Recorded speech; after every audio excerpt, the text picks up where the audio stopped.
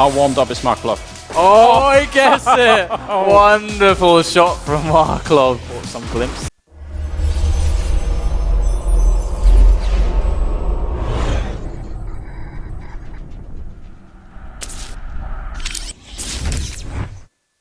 Hey guys, welcome back to FACEIT TV. I'm DDK, joined by Anders, and we are here to cast what could be it's match point for iNation after just a crazy comeback on Nuke, which featured in overtime, 19-16 the final score for iNation after just back-to-back round victories. Yeah.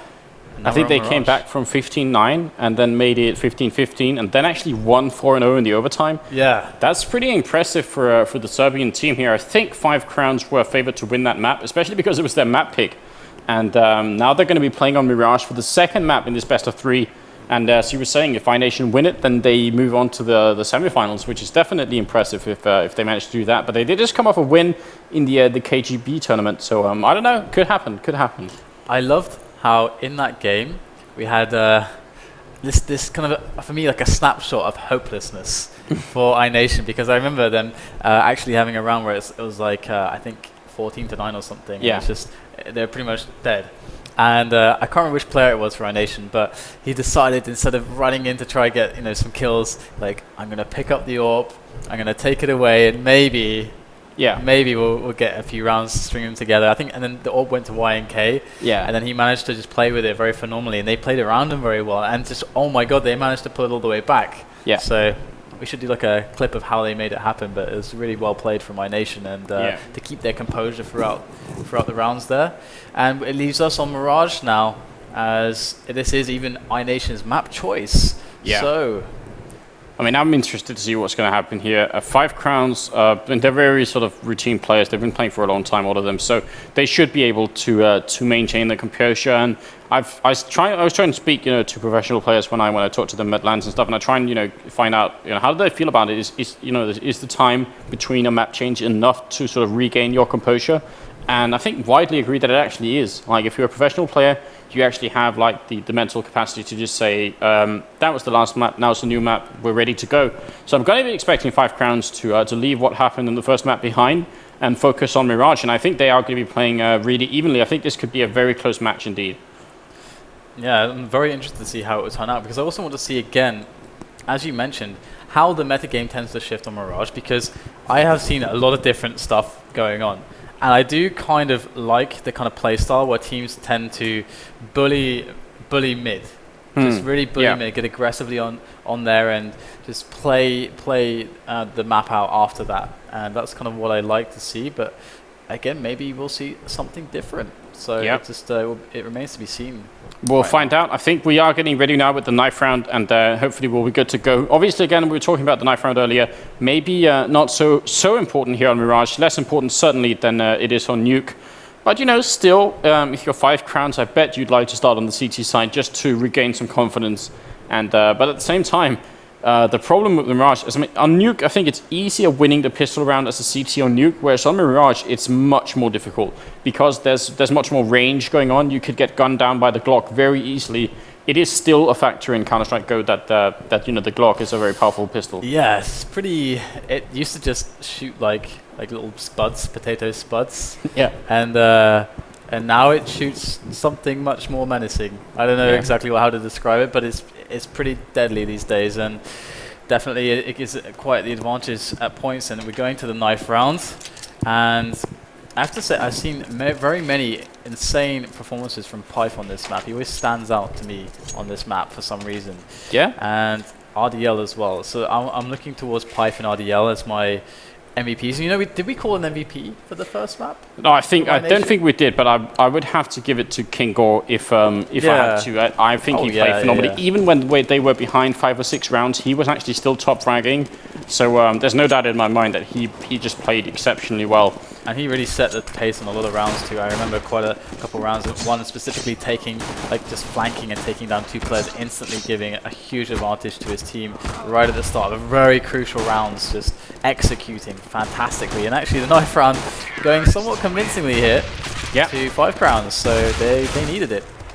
They definitely did. And yeah, they are going to be picking the counter-terrorist side, which is kind of to be expected. So I guess we should just welcome all of you if you're just joining us. This is the second map in a best of 3 between iNation and FiveCrowns. iNation taking the first map in overtime, and that was actually FiveCrowns' map choice. So now we're on Mirage, which is iNation's map choice. If they win it, they go on to the semifinals. We're in the quarterfinals here of the FACEIT month. It is June Cup now, in spite of us being on to the next month.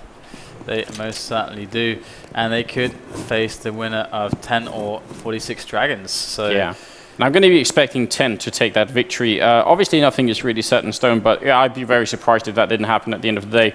We'll have to see here. Obviously, pistol round coming in. FiveCrowns, yeah, going to be put to the test here to try and win it. And I'm wondering what iNation are going to try and do. It looks like it's going to be a push for this A bomb site. They're all stacking up over here, putting 3 people up in the apartments. But look at that. There are actually 4 people here from FiveCrowns.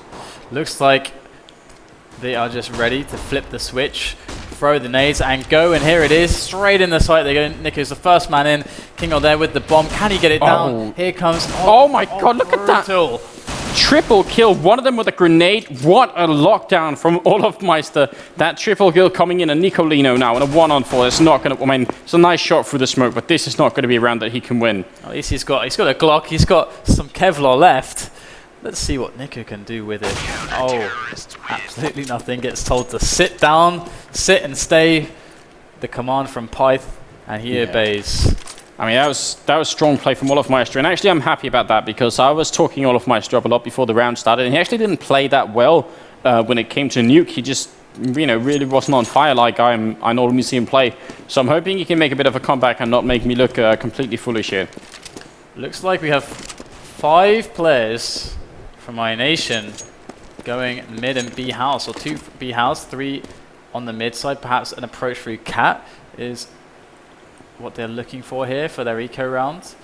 And really, they would just absolutely love to get the bomb down, but maybe they can get a kill on to mid. They're just trying to take control of that area.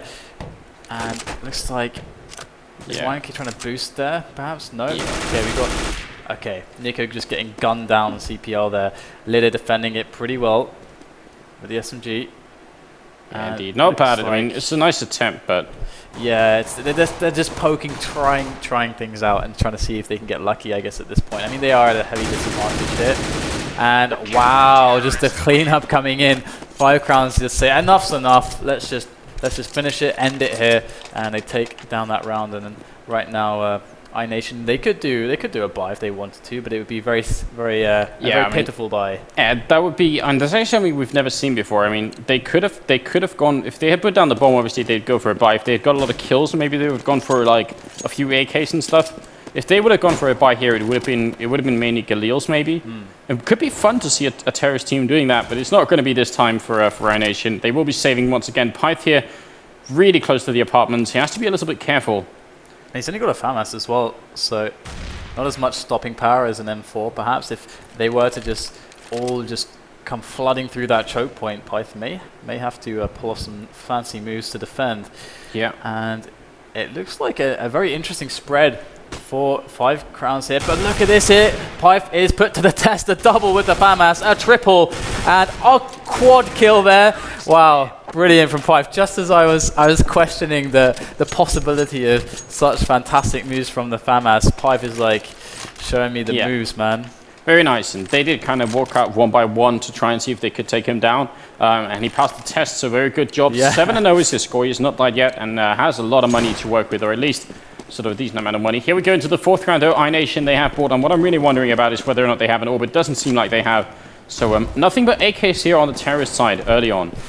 And there is an AWP on Lid here in the middle, and he's going to headshot Kingor in the middle. A very good start here. And Pronax is also going to peek out in just a second, and is not going to get the kill. Oh my goodness. Wow.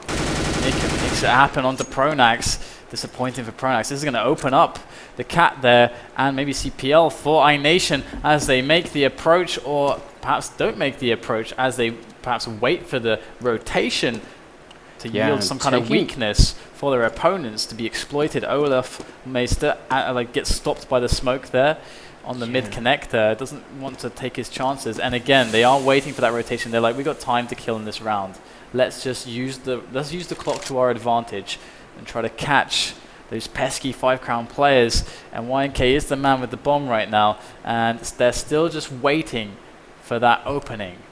Yeah, I mean, this is actually a really smart play from iNation. They got the early kill, and there we go. Nicolino going to pick off all of Meister, and now it's really playing out in their favor. RDL is the only one defending the B bomb site, and I think he's about to have four people running into him. Python and Litter are really far away. Nice shot from RDL. Can he get more? He needs some great kills here, but he's going to go down, and that's a huge problem right now. I mean, Litter, he could still get a nice kill with him with the AWP, but the bomb is going to go down. It is 2-on-3. Litter with the AWP has a lot of work to do. Does he even maybe think about saving this? That's a question, but looks like he's going to try to commit to try and at least get one pick here and then make his mind up. Not going to quite spot anything just yet. The grenade does take down one, and Pyth chiming in with a kill two. Emmy gets a trade, but it's now just down to Litter. He could make this happen. He goes for the defuse. Is Emmy going to catch on? Oh, he moves, and he hits the clutch shot. Close range with the AWP, and Litter is going to get the defuse. What a clutch play from Litter there to take the round. From they were staring into the pit of hopelessness, and Litter pulled them out and saved the day. Yeah, really smart play from Litter then.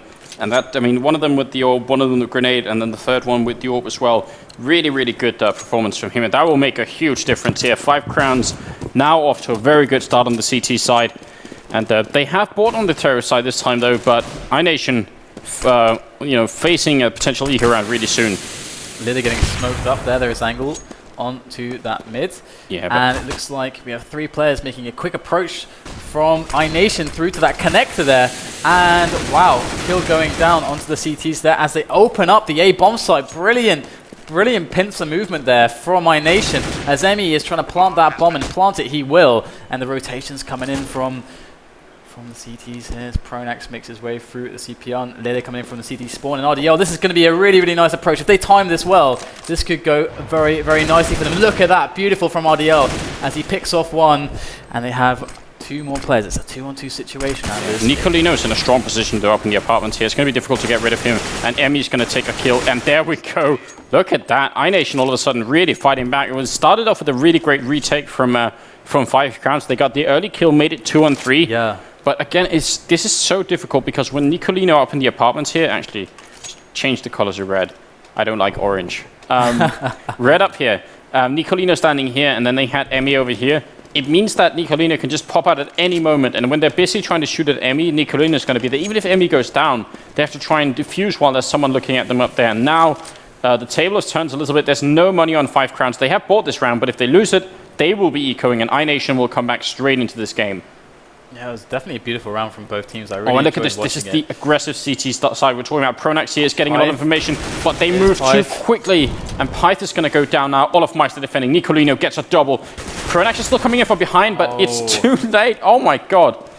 There's some crazy play from the Serbians. So RDO coming in from the CT spawn, and Pronax coming in from that T approach. They're onto A. And what can they get done? They're going to have to time this together. Pronax through the A house is making his way through. He's going to find himself YNK, and dropped he is, as now that he has a 2v3 situation. But they've got so much to do. Oh, Pronax with a quick headshot onto Nico. It's now a 1-on-2, but Kinger with that stopping power with that AK going to pick himself up an AWP at the end of the round, and that's a very beautiful play. Definitely earning that MVP on map number 1. Is he working on his MVP for map number 2? I mean, it seems like it. I mean, that was kind of a heartbreaking round for FiveCrowns here, because what Pronax was up to was really sort of top play. He was walking in here and actually flanking all the way around. The only problem with that strategy in that round was that iNation moved maybe 3 or 4 seconds too quickly. Yes. If they had waited a little bit longer then Pronax could have won the round single-handedly. Not even because he would have got a ton of kills, but because when he would have got up to around this area here, he would have been able to basically tell his team exactly where the rest of the terrorists were. He would have been able to just be like, yeah, guys, they're all at A, and then they could have really set up for it. But at the end of the day, that didn't happen, and iNation take a round and force FiveCrowns onto an eco round. Yeah, and it looks like they're just playing very strong in mid, just trying to go for any, if you know, they get a kill thrown at them, you know, they're going to take it, they're going to use that time, try to play it super safe. They do not want to drop a single man here, and they don't have to against the pistols if they play it well. And I love how At first, actually, it looked like FiveCrowns were stacking on A, more or less, and then they actually rotated around to B. However, it looks like iNation are going to make the approach now back through T-spawn onto A, so this is worst case scenario for FiveCrowns.